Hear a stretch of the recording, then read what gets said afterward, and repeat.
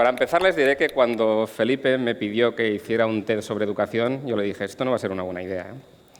Y más después de lo que he visto, que esto está lleno de psicólogos, pedagogos y expertos, todavía menos. Pero no solo por ellos.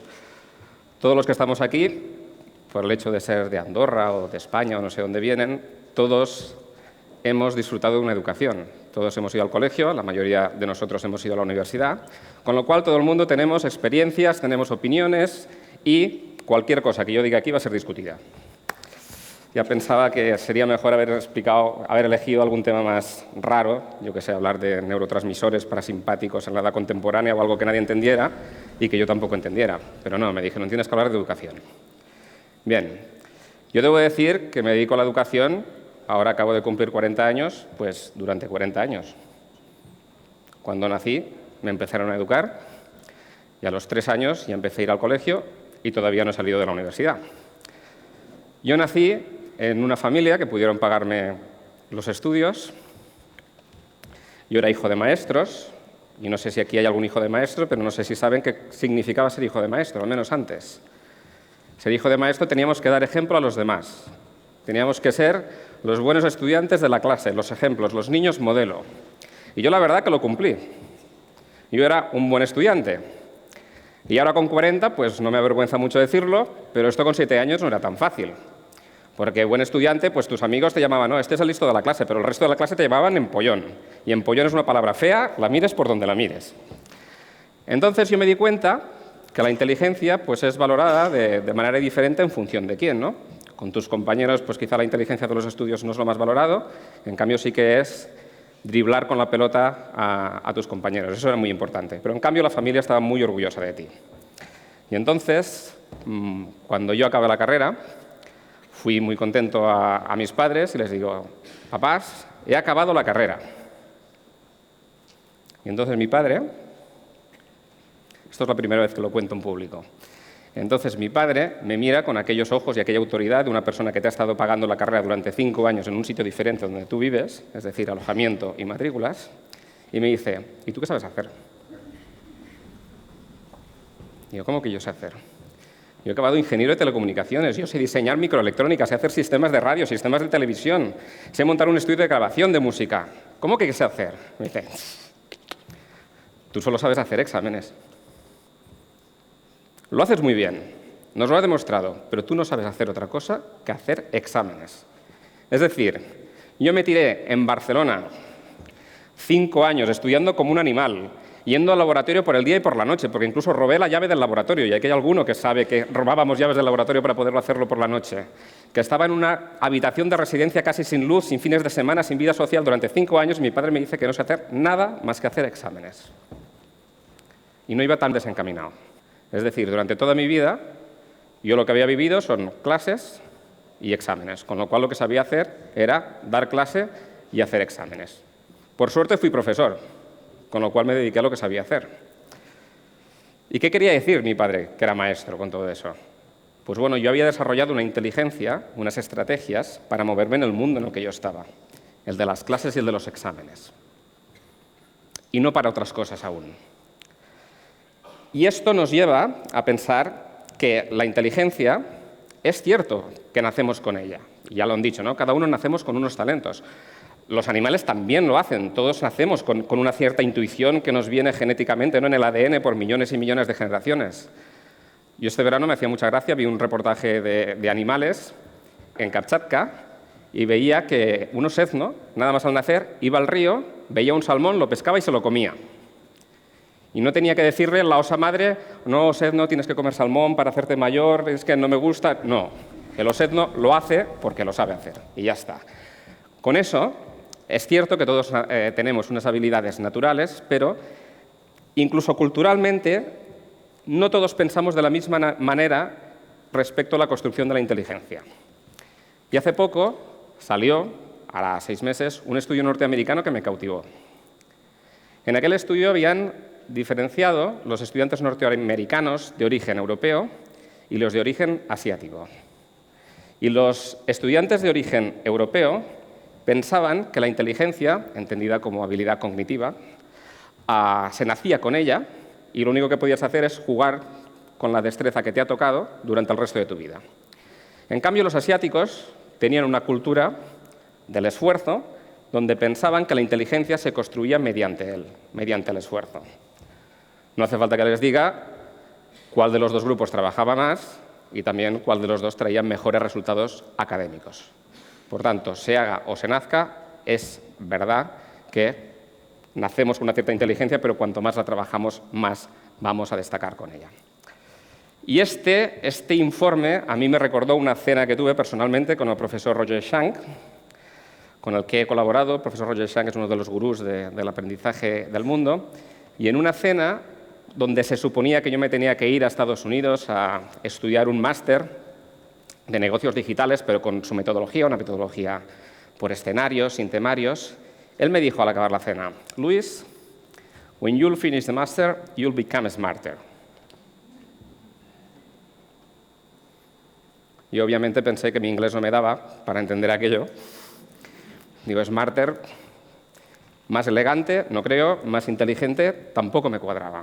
Es decir, si yo me voy a hacer un máster en negocios digitales, pues yo pensaba, pues sabré hacer unas páginas web para vender, la mar de majas, sabré poner sistemas de pago allí, pero ¿cómo voy a ser más inteligente? Bien, pues este tipo de programas luego los hemos aplicado en nuestra universidad y en ellos no hay temarios, no hay capítulos, no hay libros. Al alumno se le hace trabajar en la profesión que él pretende ser. Es decir, si uno quiere ser director financiero, va a trabajar como director financiero. Y si alguien quiere ser informático, va a trabajar como informático. Entonces, los alumnos se encuentran en proyectos donde continuamente se encuentran ante una situación de bloqueo, porque no saben continuar, obviamente, porque no conocen la disciplina, no conocen estrategias, no saben nada. Con lo cual, ¿por qué aprenden? Porque necesitan aprender. Les hemos puesto una situación donde, por no saber, por no tener conocimiento, no pueden continuar. Y además esto lo hacen en equipo. ¿Y entonces qué pasa? Pues se enfadan con sus compañeros porque no han hecho bien su trabajo, o sencillamente porque no han hecho su trabajo y les tienen que presionar y tensionar, y tienen que seducir al profesor, que actuaría como cliente, para pedirles alguna prórroga en alguna entrega, justificándolo bien como se haría en la vida real, ¿no? Y si encima eso se hace con alumnos internacionales, ¿qué han de aprender? Pues tienen que aprender los códigos, que en otros países no se habla igual, que la lengua no es la misma, pero la lengua no verbal tampoco, los gestos son diferentes. A mí una de las cosas que más me ha impactado cuando he empezado a ir al extranjero es que en muchas culturas no se puede decir que no. No, es una cosa muy, muy agresiva, está muy mal visto. Entonces te dicen, y significa no, y tú estás perdido. Y claro, todo este conocimiento que este alumno tiene, ¿qué pasa cuando llega luego a una empresa? Imaginaros un compañero donde llega una persona que está 3 años trabajando de esta manera. Es una persona que analiza bien, que decide bien, que juzga bien, que sabe planificar bien, que comunica bien, tiene que ser asertivo, tiene que convencer, tiene habilidad negociadora y encima sabe manejarse con diferentes culturas. Los demás van a decir, este tío o esta tía es un crack, este tío es más inteligente. Pero es una inteligencia también concreta. Y ya has hablado de Gartner, es una inteligencia para, según qué cosas, para moverse por un mundo de una cierta manera. Inteligencias hay muchas. Y ahora, normalmente, y más si venimos a un test, se denosta, ¿no?, la educación tradicional, la antigua. La educación tradicional es verdad que en gran parte estaba enfocada a la memoria, ¿no?, a desarrollar la memoria. Y desarrollar la memoria, pues será bueno, en principio no es malo, ¿no? La memoria es una parte de la inteligencia, con lo cual, sobre todo antes, cuanto más en forma esté la memoria de una persona, pues más influencia puede tener sobre los demás. Pero hoy en día la memoria la hemos subcontratado. Porque si os hago una pregunta en público, esto siempre es peligroso de hacer, pero ¿cuántos de vosotros sabéis el teléfono móvil de vuestra pareja? ¿O de vuestros padres? ¿Y de vuestros amigos? Dos cracks.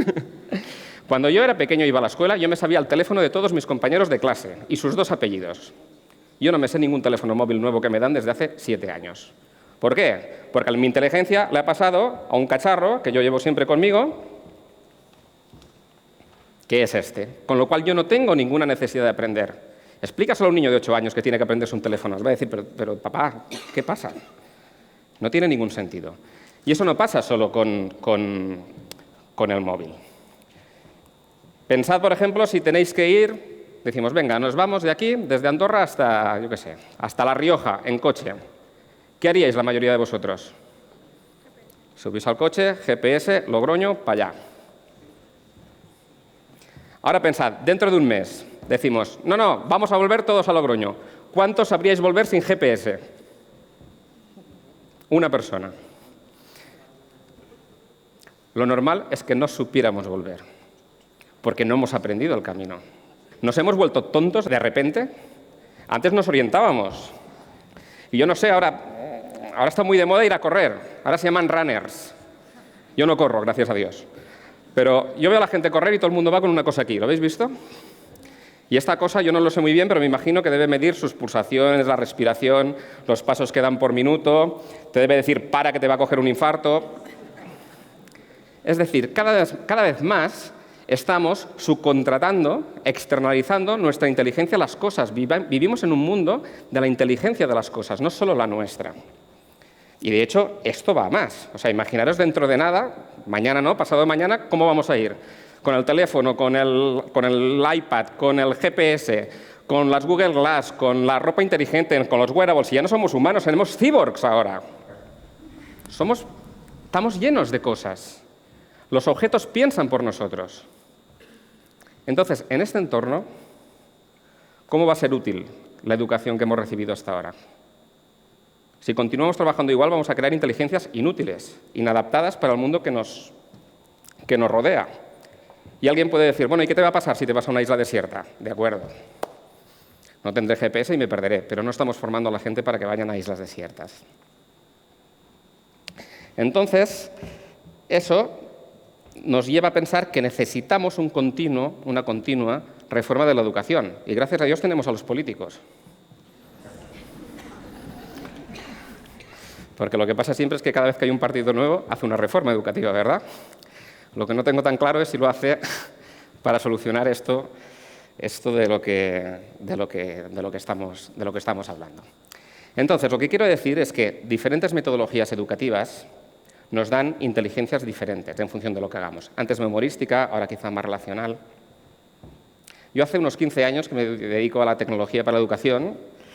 He trabajado mucho en la educación online y siempre me encuentro a alguien recurrentemente que me dice, oye, pero es que en la educación online no puedes aprender lo mismo que en presencial. Esto es una moda pasajera, digo, claro, como el móvil.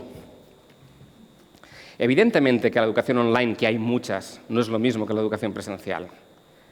Si alguien, por ejemplo, nace aquí, en Andorra, vive en Andorra, va a trabajar en Andorra, se casa en Andorra, tiene hijos en Andorra y no sale nunca, para trabajar aquí en Andorra, tú necesitas conocer cómo se mueven las cosas aquí, qué tipo de relaciones hay, unas leyes no escritas sobre cómo relacionarse que no puedes aprender en un aula de ninguna manera, que eso lo tienes que hacer presencialmente. Evidentemente esto no lo tendrás online.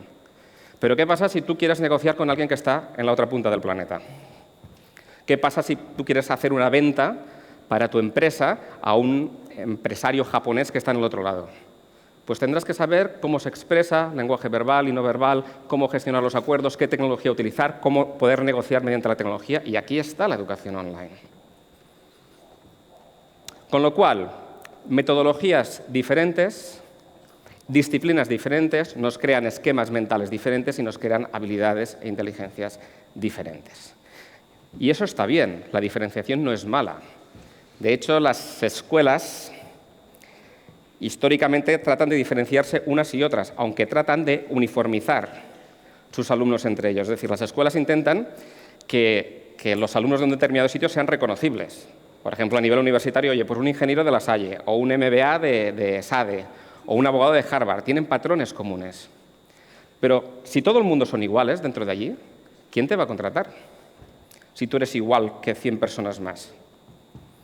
Yo hace años, cuando daba matemáticas en la universidad, hace muchísimos años, yo tenía casi 1000 alumnos un año en clase. Imaginaros que es corregir, ¿eh? Entonces los alumnos, que aquí tengo algún infiltrado, me decían, oye Luis, no te preocupes, aprobado general y ya está. Y yo les decía siempre lo mismo, bueno, ¿y de qué os sirve una cosa que todo el mundo la puede tener? ¿Cómo os vais a diferenciar si os doy un aprobado general? Por venir aquí, pagar una matrícula, ya vais a tener ese aprobado general. Imaginaros cuando vais a una entrevista de trabajo, ¿no? ¿Usted qué sabe hacer? No, yo sé respirar, contratado. Hombre, no tiene ningún sentido. Ahora, con la tecnología es muy fácil personalizar nuestro aprendizaje. Es decir, la gente tiene un currículo base, pero tiene cantidades de cosas en Internet, cursos, programas, los MOOC, donde puede hacer su persona, puede crear su persona, su inteligencia y sus destrezas haciendo para lo que más le guste o para lo que más valga. Y si realmente le gusta mucho, pues podrá hacer aquellas 10.000 horas clásicas que se dice que es lo que se tiene que entrenar algo para ser un experto en la materia. Pues bien, la inteligencia tampoco es una cosa solo individual, como hemos hablado aquí. Como especie, creamos un conocimiento global que va evolucionando. Es decir, la humanidad es más inteligente, tiene más conocimiento en el siglo XXI que en el siglo XII. Aunque es verdad que todavía pasan cosas que nos hacen pensar si esto es verdad del todo o no, ¿no? Y la personalización nos va a ayudar a crear este conocimiento global, porque las personas que ahora ya dejan de utilizar ciertas inteligencias que pueden pasar a los objetos, van a utilizar una inteligencia más compleja para contribuir más profundamente a la inteligencia o conocimiento del hombre con mayúsculas. Y esto se ha hecho siempre mediante el lenguaje, ¿no? El lenguaje nos ha permitido salvar el conocimiento cuando los creadores de ese saber se han muerto. Gracias al lenguaje ha pervivido eso en la humanidad. Y somos el único animal del planeta que ha conseguido eso. Pues ahora, este aprendizaje colectivo, esa inteligencia global, cuenta con las herramientas más potentes de toda su historia. Internet, la Wikipedia, los MOOCs. Y con modelos educativos que realmente estén armonizados con ese nuevo mundo continuo que tenemos, seremos más inteligentes. Gracias.